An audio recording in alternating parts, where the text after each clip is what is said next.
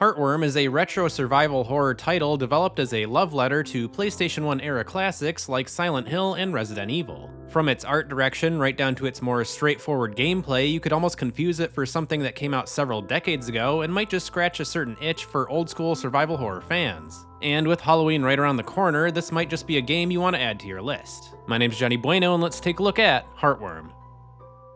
To start things off, when selecting a new game, we're brought to a screen where we get a few fairly critical options to choose from when customizing our gameplay experience in Heartworm, namely options to change your graphical, movement, and aiming styles. For graphics, you have the option of selecting between modern and retro styles, with retro essentially adding a pixelated layer to your screen, making backgrounds slightly grainy and in-game models even more so. Modern graphics obviously make the visuals far more smoothed out, and more notably, it makes it easier to actually see objects on the ground. Conversely, on retro graphics, items you can pick up just kind of look like a pixelated mess at a distance and can often make it very difficult to decipher what it is until you get close. Given the game's classic inspiration, I went with retro graphics as it felt like the true way to experience the game, but I wouldn't blame anyone for choosing modern as the visuals are far more crisp in comparison and probably less strain on the eyes. For movement and aiming, you have the option for modern controls with your character simply moving in the direction you tilt your joystick, or tank controls, which brings us the arguably more frustrating control scheme straight out of Resident Evil. Essentially, the only way to move forward is to tilt the joystick forward, while tilting it left or right rotates your character to adjust your trajectory. I started my game with tank controls, but switched to modern after probably the first 30 seconds of the game due to how clunky it felt. Aiming is a similar story, with modern giving you an over-the-shoulder view and reticle, and tank having you rotate in place like a tank turret. Just like movement, the latter is far more cumbersome, but again, it gives you that true classic feel while potentially adding a layer of challenge when aiming at enemies. Obviously, tank controls aren't for everyone, except maybe some die-hard classic Resident Evil fans, but I have to admit it's still totally fitting that the developer included this movement option. Oh, and I should mention that the developer does recommend playing with a controller. I mentioned a joystick earlier as I played Heartworm using my PS5 controller. However, I did mess around with keyboard and mouse controls a bit, and they're honestly perfectly fine to play with, even if you're using tank controls, which was kind of surprising. So a controller might be recommended, but it isn't 100% required.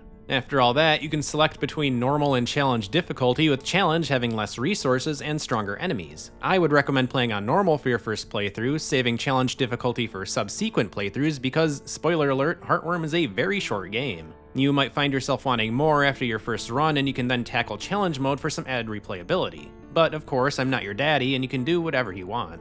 Now, we can finally start the game and get treated to the opening cutscene, which introduces us to our playable character, Sam. After dealing with the loss of her grandfather, Sam falls down an internet rabbit hole of forums and chat rooms where she learns of a supernatural house located in the mountains that allegedly has a door leading to the other side. It's on the other side that she hopes to reunite with him. Personally, I think Sam is insane for believing people on the internet, but understandably her grief is leading her to a point of desperation. What's even more insane though is that these internet rumors were right.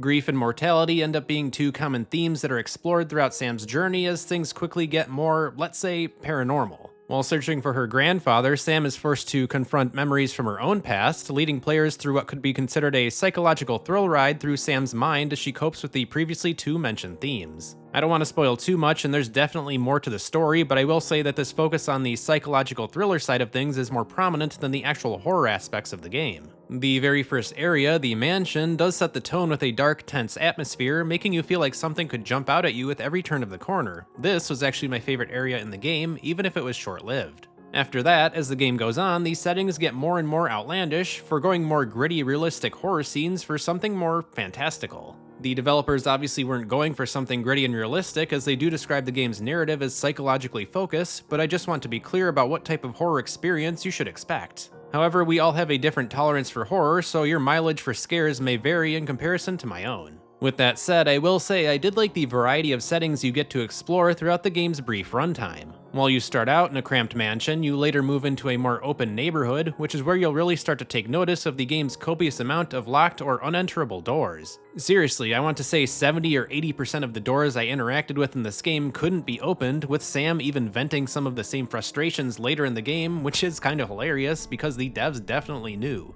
There's also a more open wilderness area with almost no doors, which I actually found to be quite serene and beautiful to explore for the most part. There's more beyond that, but I'll just let the rest remain a secret for now and just reiterate that you do get to visit very different locales for such a short game, all with their own unique presentation and atmosphere. As for the graphical presentation and art direction, I mean, I love it. I'm just gonna come out and say it. Seeing this game utilize pre-rendered backgrounds scratches a certain itch for me as someone who grew up playing PlayStation 1 games. What's really unique here though is that the environments aren't truly pre-rendered. It's the game's fixed camera and environment art that forces a perspective to make it look that way. If you're playing with modern aiming, one look into your camera will change your perspective and reveal all the 3D textures and objects. Even if it's not truly pre-rendered, I thought this was super clever, and honestly, I probably would have been fooled into thinking it was real if I wasn't using modern aiming. I would love to see more games do this. A few more things to point out for Resident Evil fans, Heartworm does feature those classic opening creaky door cutscenes that pop up when moving from one room to another. I've always liked these little scenes as they add a layer of uneasiness before entering a new room, although I'll admit it does get a little old after a while, and fortunately these door scenes can be turned off in the game's options. Also in the spirit of old school Resident Evil, Sam is voice acted in what I can only consider a purposefully campy way. There's just a certain way that she delivers her lines that sounds unserious yet completely on brand for a PlayStation 1 game. I'm going. It's far, on an abandoned road, a few miles from that power plant in the mountains.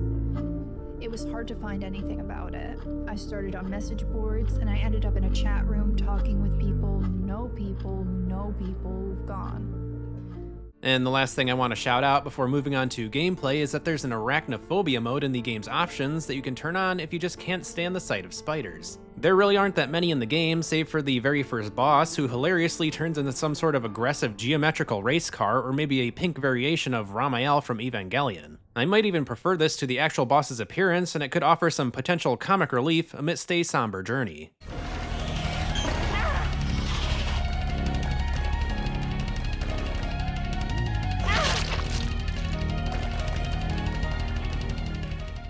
Okay, so gameplay. Staying true to its classic roots, it's really not that complex, and like many other aspects of the game, shares a lot of similarities with Resident Evil. Namely, the ability to pick up and combine items, which you won't be using in too many scenarios outside of adding ammo to your weapon or combining healing items into a more powerful first aid kit. And when I say weapon and ammo, I of course mean your sole weapon, the camera, and your ammo, film.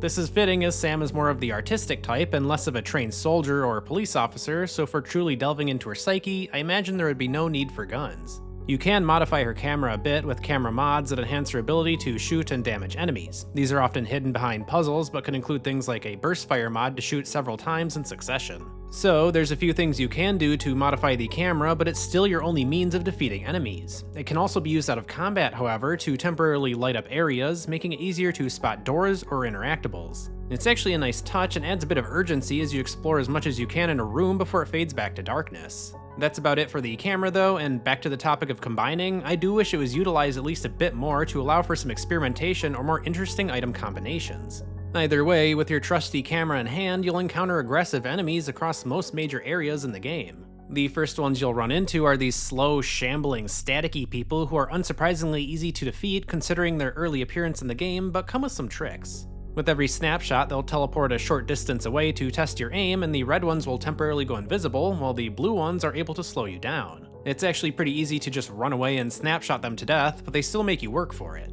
The game does mention that you should use your film/ammo sparingly and only fight when necessary, so don't feel like you need to take down every single enemy. However, film does feel pretty abundant later in the game, and resource scarcity is likely only a real issue on challenge mode.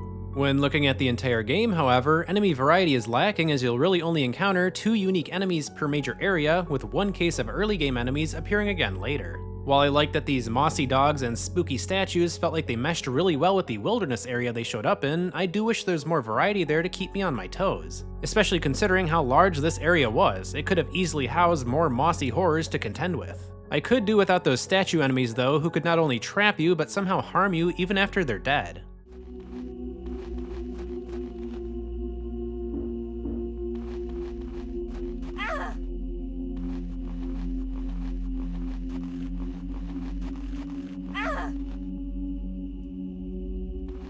Boss fights are overall pretty interesting, and each boss requires a different strategy to defeat, although their damage seemed kind of low, at least on normal difficulty. I took an absolute beating from the game's previously mentioned first boss, the spider, and still barely lost any health in the process. Even if enemies are meant to hit harder on challenge mode, I think normal mode bosses could be tuned up just a bit. They do get a bit more challenging after the spider, however, with the second one in particular being my personal favorite as you take on the role of a hunter. I'm going to keep the others a mystery though and not spoil them, as there's only 3 boss fights in the entire game. Did I mention the game was short? Outside of fighting enemies and bosses though, you'll run into the occasional puzzle that needs to be solved for optional items or a special item needed to progress through the game. This can include playing a specific sequence of keys on a piano to reveal a hidden cave, or doing a bit of stargazing to unlock a nearby box containing a key item. None of these puzzles are all that difficult to complete aside from maybe one particularly annoying puzzle involving clocks towards the end of the game. But there's still definitely a sense of satisfaction in solving puzzles that span the entire zone so you can finally move forward. On the optional side, you'll come across chess puzzles that can be completed to earn the previously mentioned mods to upgrade your camera. Like the other puzzles, these aren't too difficult as even I was able to solve them with no chess experience. If you want though, you can even play a full match of chess in the archive, which serves as a sort of hub area for the game. I saw this and really wanted to know what the reward was for completing a full match of chess, but there's no way I could have won. So I had my wife play the match for me, which she quickly dominated and called the chess AI dumb. And the spoils? A first aid kit. Neat. Thank you, Mrs. Bueno. Still, it's pretty cool the developers added a full-fledged chess AI so you can play a game within your game.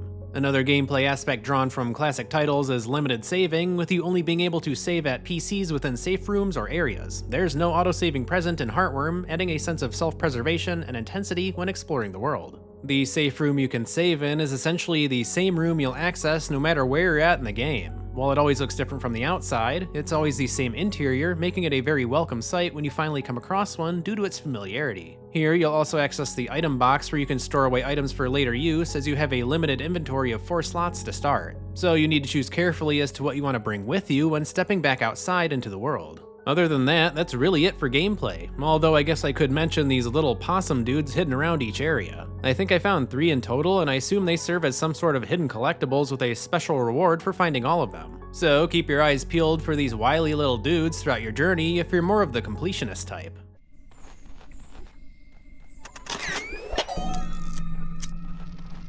Heartworm is a psychological thrill ride that excels in its presentation and its dedication to the games that inspired it, despite the more simplistic approach to gameplay. Sam's journey is a brief one, with a first playthrough likely taking between 4 and 6 hours, but it's an engaging journey nonetheless, as I was constantly wondering which parts of Sam's grief-stricken memories I was going to explore next. Overall, it's a short, memorable experience, and I'll leave it to you to decide if that's worth the modest $15 price tag. That's all for now though, so if you enjoyed this video, please consider giving it a like or sharing your thoughts on Heartworm in the comments below. I appreciate every bit of interaction and support, as I love making videos just like this one. So please consider subscribing to support the channel, and as always, thank you for watching.